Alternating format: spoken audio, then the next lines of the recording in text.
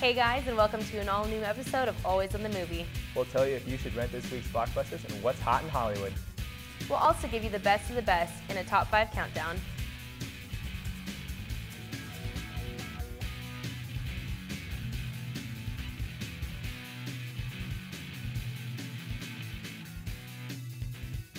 What's going on, guys? I'm Eric Hokinson.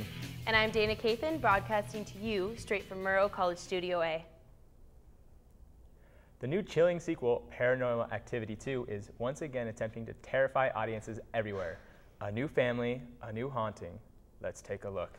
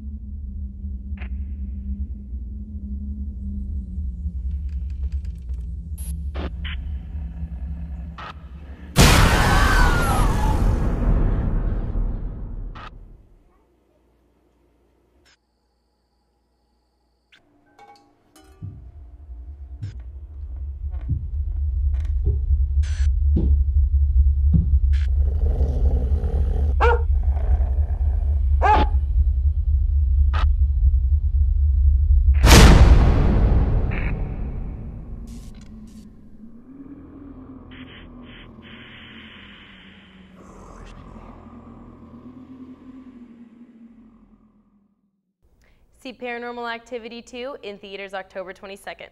So Eric, what were the top 5 movies in the box office this weekend? Well, Dana, at number 1, we have Wall Street Money Never Sleeps with 19 million. At number 2, Legends of the Guardians with 16 million. At 3, The Town with 15 million. At 4, Easy A earning 10 million. And to round it off at number 5, You Again with 8 million.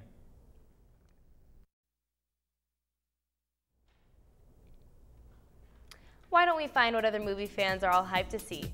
Our reporter Abby has the lowdown. Okay, Evan, tell us what is going to be your favorite fall movie this semester? Well, since Inception already came out, Scott Pilgrim's already out there, and I saw Machete, I believe that I'm looking forward to the animated ones, actually. I'm looking forward to Yogi Bear. I know it might kill the series, but to me, as a child growing up watching Yogi Bear, I'm going to enjoy that, and Megamind with Will Ferrell and Brad Pitt. Sometime soon is Eat, Pray, Love. Okay, so the movie coming out this Friday, The Guardian of Owls. I'm not sure the exact title, but it's gonna be so awesome. Tell you what movie I'm not excited for. Okay, go for it. The Owl movie. I hear it's gonna suck. Probably I'd say Social Network. I am most excited to see the Facebook movie. The Virginity Hit. A Town, actually. Harry Potter. Harry Potter and the Deathly Hallows Part 1. Are you going to dress up, midnight showing? Of course, my mom and dad are coming for Dad's weekend, and they're bringing my sorting hat. Thanks, Abby. It's time to must or bust our movie of the week. If we think a movie is worth your $8, we'll give it a must. If we think you should save it for your evening activities, we'll give it a bust. Gordon Gekko is back in the sequel to Wall Street as a newly released convict. Down and out, he will do anything to get back to the top of the financial food chain. He has lost everything and everyone he loves until he meets Jacob, an up-and-coming financier who is engaged to Gekko's daughter. Winnie Gekko tries to warn Jacob that her father is a bad man. Should he have listened? Check it out. Someone reminded me I once said greed is good. Now it seems it's legal. Because everybody's drinking the same Kool-Aid. Now, I've been considered a pretty smart guy. And maybe I was in prison too long. One watch and one mobile phone. But sometimes it's the only place to stay sane and look out through those bars and say, is everybody out there nuts?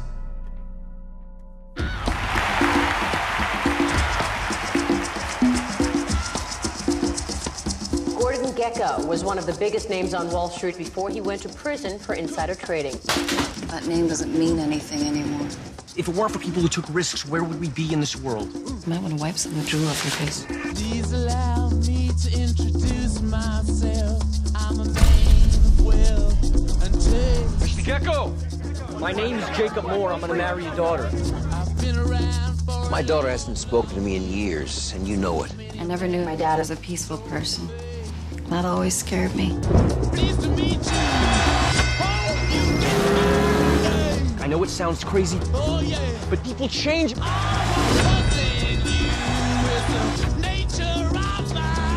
not who you think he is, Jake. He'll hurt us. Why don't you start calling me Gordon? You want to be part of the family business. You got my attention. But when you don't know what you're doing, it's fatal, Mr. Moore. So much you don't know, Jacob. They took my life, and when I got out, who's waiting for me? Nobody! This is not about the money. This is about you and me. It's about doing the right thing. It's about the game.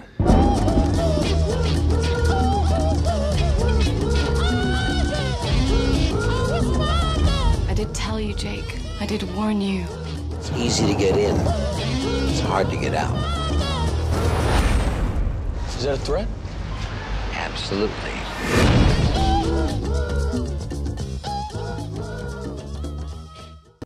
Wall Street, Money Never Sleeps is now playing at the Pullman Village Cinema.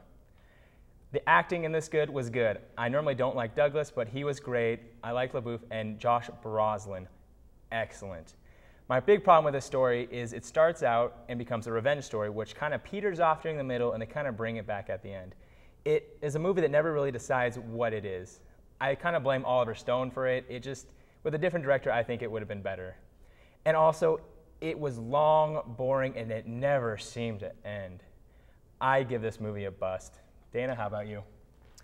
I'm definitely going to agree with a lot of things you're saying. First of all, it's Oliver Stone's first sequel, and I think that he wasn't on his game with directing also. I totally agree. Michael Douglas and Shia LaBeouf both deliver just stellar performances. Same with Carey Mulligan, who plays Gecko's daughter.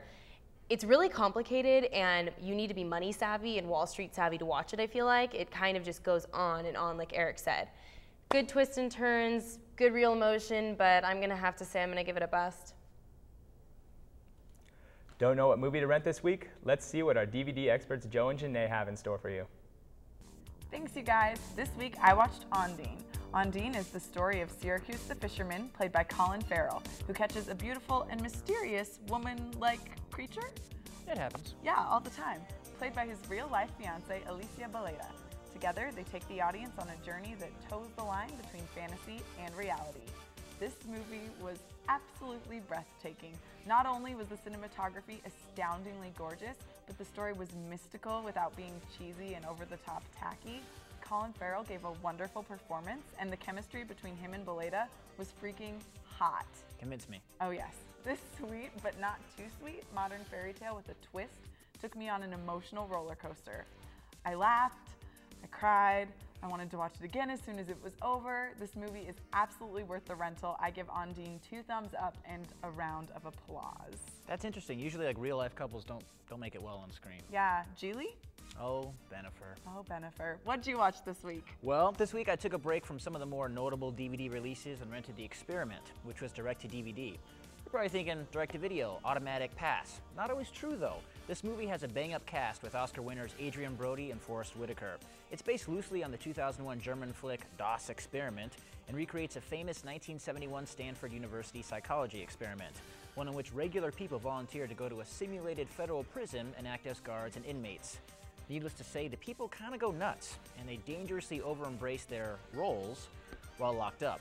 The 14-day experiment was stopped after only 6 days. Intense. This movie is actually pretty intense, it is. And it's definitely not like a first date kind of flick, or so I was told. It's very interesting, however, and the performances keep you intrigued. Whitaker's transformation from a reserved man to barbaric prison guard is a testament to his acting because it's believable. The editing keeps you interested as well. They could have tied up some more things up at the end, but if you're a psych major, definitely check this movie out. And if you're not, rent it and learn something about psychology.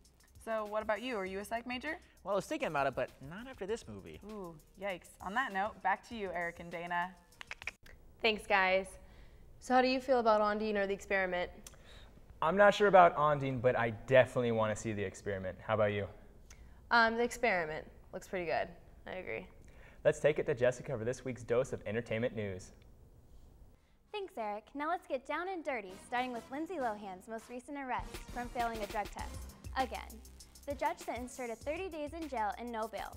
Money can't buy you everything, but for Lindsay, $300,000 bought community service and somehow that bail. Too bad Paris Hilton didn't get off that easy. Japan refused to stamp her passport after her previous drug charges in America, so she waved that Asia tour for work goodbye. Katy Perry had a hot and cold moment with the children's show Sesame Street.